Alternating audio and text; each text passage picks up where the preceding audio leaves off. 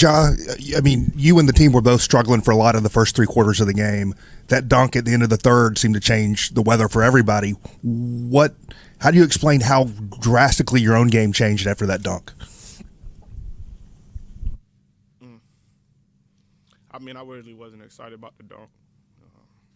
It was over a guard. That's pretty easy. So it definitely, ignited the crowd, gave us some energy. And, from then on, I was pretty much just being very aggressive. I'm not going to speak on what else sparked me. Ja, what did you make of playing in those small lineups, and how did those kind of benefit the team? It's just a lot of floor spacing. Guys who can knock down the 3 ball, able to, get out and run, once we rebound. Playing alongside Tyus, take some of the, ball handling pressure off me, and, you have another great point guard who can make plays for everybody and, also score for himself. It's big time. We had a lot of guys came in and contributed big time for us and, helped us, come back and get a win. Pat Bev did the too small thing late in the game. Did you notice that? And does that? You see what I did the next play? Yeah.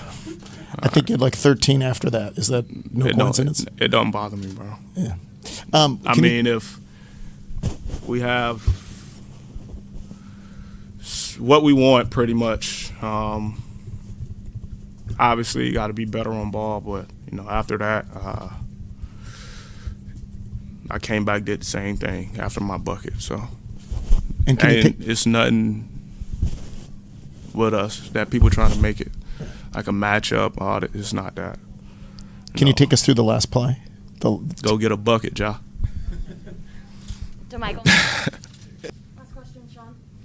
Ja, in the fourth quarter, similar to Game 3, a lot of good defensive adjustments. Just what really worked, you said that it was spacing on offense with the small lineup, but on defense, it really seemed like y'all made some good defensive adjustments that kind of threw the Timberwolves off to obviously get the advantage you needed.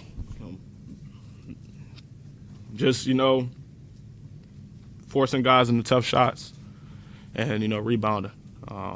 That's our motto. That's what we try to do. We take guys out of, things they want to do and, try to force them into, tougher shots and something else. And, in that fourth, we were pretty much locked in, all 5.